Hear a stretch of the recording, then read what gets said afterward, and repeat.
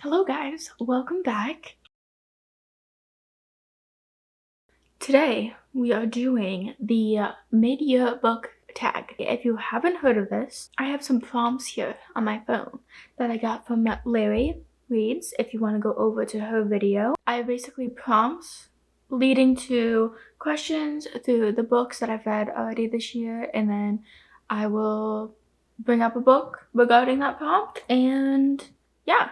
I will leave all of the questions down below. I basically got every question from Larry, so let's just get right started. Ow. Let's get started. So the first question is, best book you've read so far in 2025? Now, I have 3 because I only have 3 5-stars this year. I'm going to just mention all 3 of the books that I gave 5 stars. The first book that I gave 5 stars this year was Leather and Lark by Rin Weaver. I absolutely adore this trilogy, the Ravenous Love trilogy by Rin Weaver. I also just love Rin Weaver in general. I do really enjoy all of her work. I've read this entire trilogy. Butcher and Blackbird was, I think, 4.5 stars, and then we got the second book, the sequel. I think that one was Scythe and Sparrow, something like that, and I think I gave that the lowest score. I think actually it was a 4 because I didn't enjoy that quite as much, but I still enjoyed it. Obviously, I love Rin Weaver's writing. And then Leather and Lark, I gave 5 stars, obviously.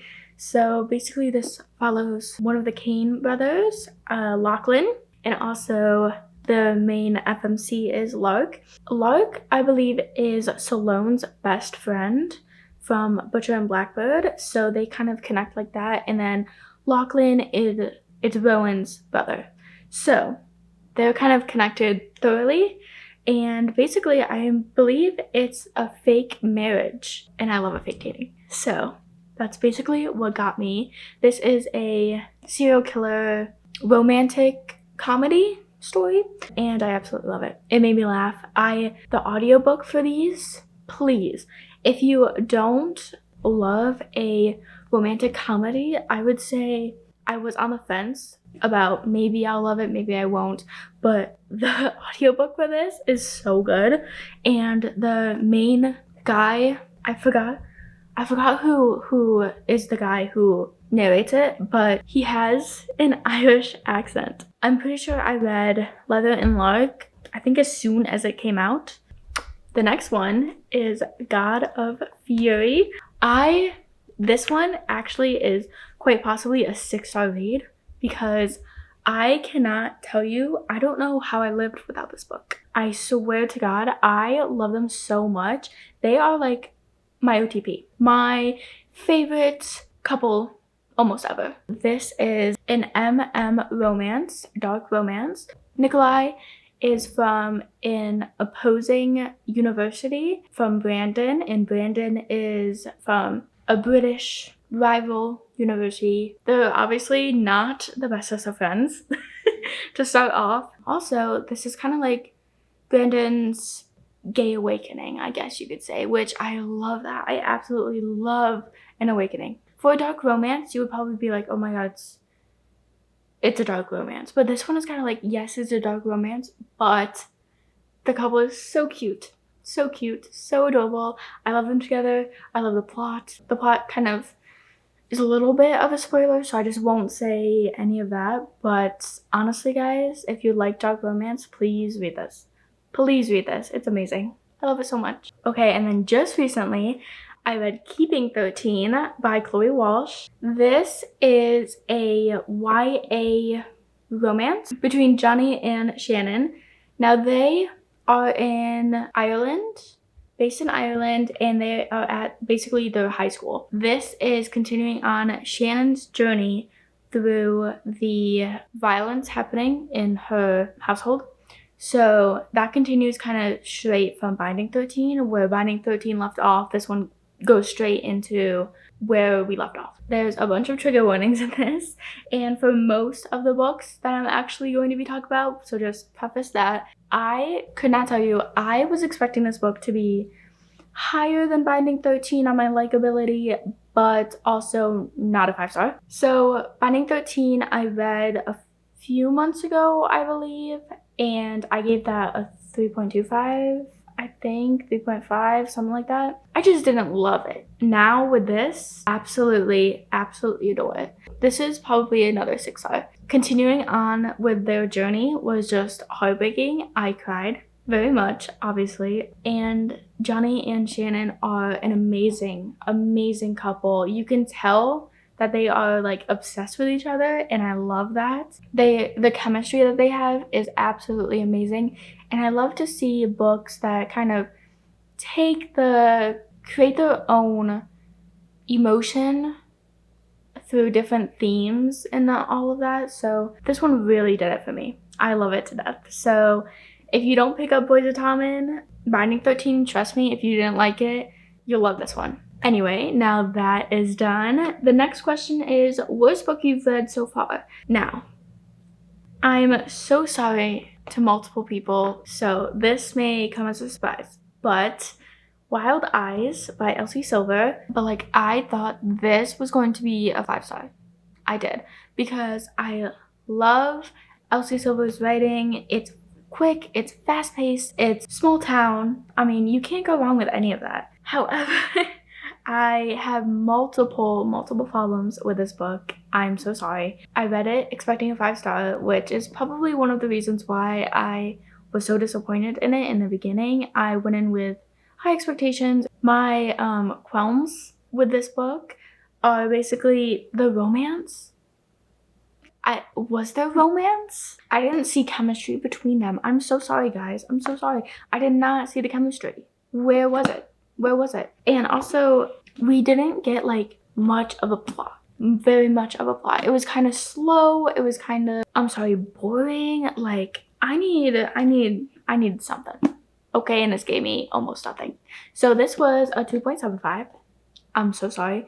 One of the lowest rated books I've ever had, which is sad because I obviously love Elsie Silver and her writing and her books. That was deeply disheartening. Anyway, let's move on to the third prompt. Best sequel you've read so far in 2025. Now, this is very easy because Caught Up by Nevessa Allen came out more recently than not, but I absolutely adore Nevessa Allen's writing, and I also enjoy her stories because they don't take themselves too seriously. There's always a little bit, at least a little bit, of wittiness and comedy in her books, and I absolutely love that. Caught Up is basically following Allie from book 1, Lights Out, her cousin Lauren. This is basically there is an adult club in this, and that is an actually really interesting plotline of this book, and I wasn't aware of that, so that was pretty interesting, and I like the way it's dealt with too. It's very nice. Nothing like, I guess, negative happens, which is always amazing. And then Nico, our MMC, is very I don't know if I would say like to himself, but also he's very romantic.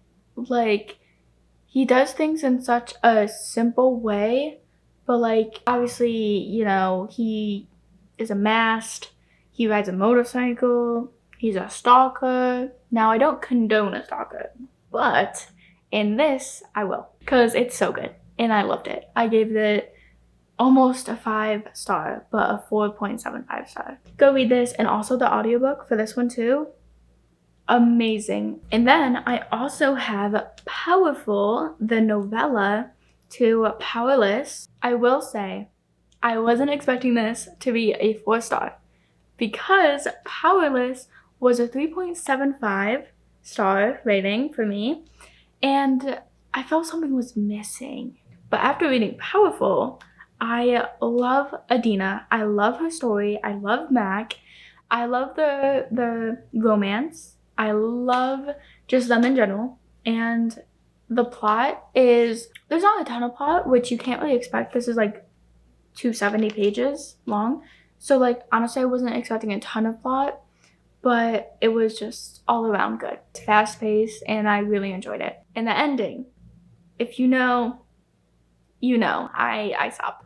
I actually sobbed, which didn't happen in Powerless at the end. Clearly, I enjoyed that more. Okay, moving on. New release you haven't read yet but want to. Now, there are a couple which I will get into one further down the line. One that I do have right now is Beautiful Venom by Rena Kent.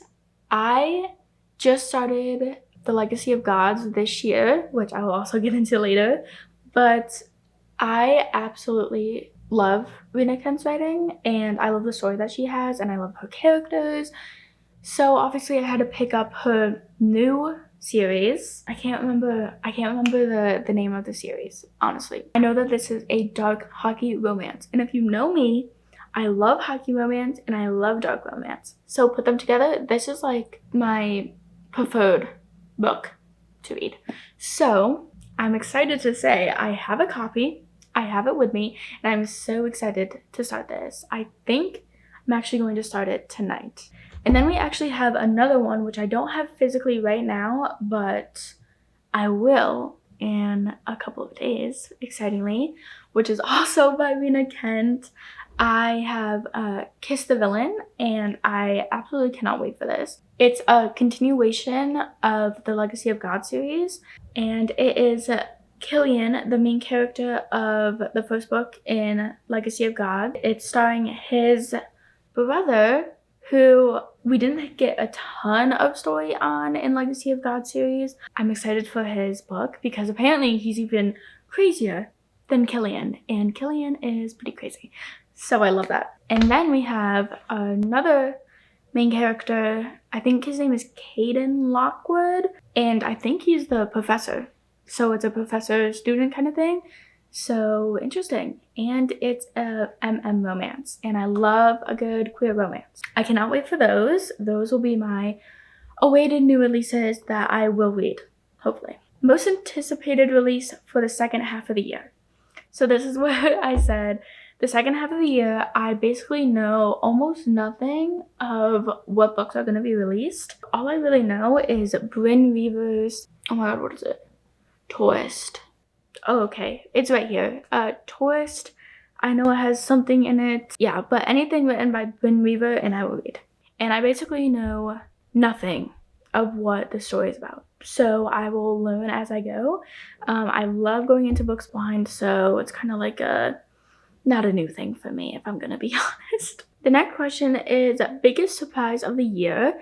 Now, I have to say this also goes to Wild Eyes. Yeah, as I said, this was supposed to be a 5-star to me, and it just wasn't. So that was very unfortunate. Powerful and Keeping 13, both of these I thought I was not gonna like, and I both gave this 5 stars and this 4 stars. So both of these are pretty valid in being in this category because my expectations were not high, and they were thoroughly rose up to higher than the first book. So that is always amazing. Favorite new author, debut, or new to you? Now, this one is kind of staying in the same category.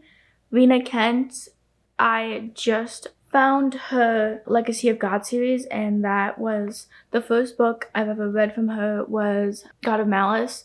And I think I read that this year, and then I continued on reading that series, and then now I'm starting to go into her most recent releases. Obviously, she has become one of my favorite authors, and an author I will continue to read from as long as she produces books. Yeah, the other authors that I do have are more like authors that I've continued to like. So for now, it's just Rena Kent. Love her. Next, we have Book That Made You Cry, which is also, I'm mentioning it so much. It's insane. But Keeping 13 again. Now, this is just obviously very traumatic in most ways. So definitely the trigger warnings tell you a bit more about what specifically is happening in this book. It made me cry. It was, of course, me in the middle of the night. So my sobs were heard across the room. That was basically the only time I cried during a book this year, I believe.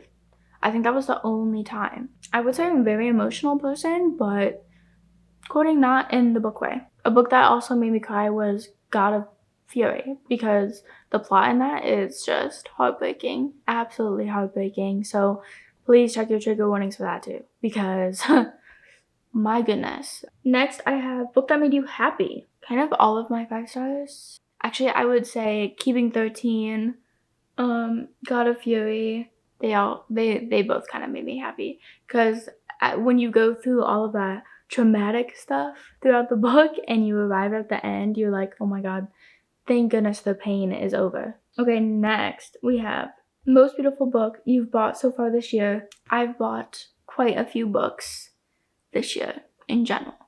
So I have just a couple of books that actually fit this prompt. I think all of my books are pretty much gorgeous in their own light, but just speaking on the books I bought this year. First, I have Kiss of the Basculus, because this cover is so gorgeous.